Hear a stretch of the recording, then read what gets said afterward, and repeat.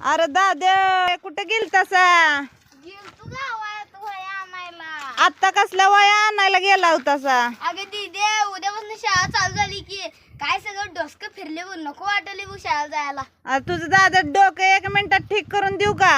ओ दीदी माझं डोसकं आज फिरले तू अजून फिरवू नको. अरे दादा पिझ्झा देते म्हणते की मी बनवून तुला. खरं देणार आहेस काय? खरंच देणार आहे, या की देते. चल की मग लवकर दे. आता घेतलंय कांदा बी घेतलंय शेटकारनं घेतलंय आणि डबा बी घेतलंय. अगं दीदी काय घेतलंय हातात? अगं दीदी चीज आहे ग. पोरांनी चूल पेटवली की नाही बघू.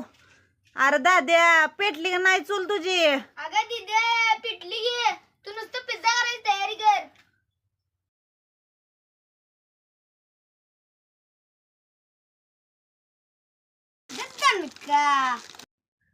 चला दाद्यानं चूल तर चांगली पेटवल्या. आता आपण याच्यावर घालू तेल. तेल तर टाकल्या. आता आपण यावर ह्यो पिझ्झा बेस ठेवून घेऊ बर का.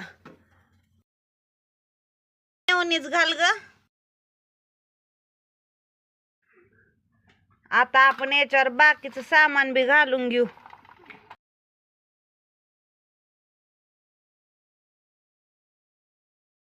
आता आपण ह्याच्यावर चिली फ्लेक्स बी टाकू.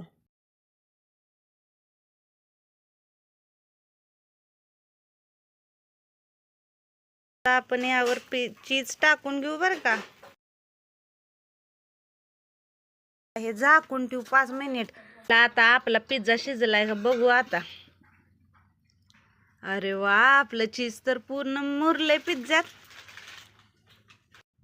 आपला पिझ्झा तरी 1 नंबरात तयार झालाय. आता हे कट करून देऊ दादा.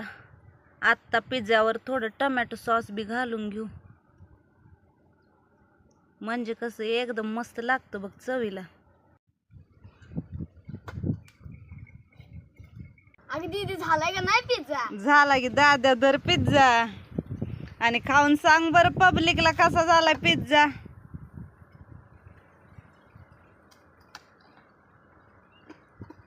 दीदी 1 नंबर पिझ्झा झाला. आता उद्या बघ कसं जातो मी पळत शाळेला. तुला बी बोल की दाद्या. अगं इकडे आला आला थांब जरा. अरे वा झाला काय रे पिझ्झा. वय वय खा खा. दीदी कसा आहे पिझ्झा? अगं दीदी 1 नंबर झालाय ग. आता पोरं तर खायलात बाई पिझ्झा. तुम्ही पण रेसिपी आवडली असेल तर असं बनवून खा बर का. पोरांनो काय सांगाल पब्लिकला?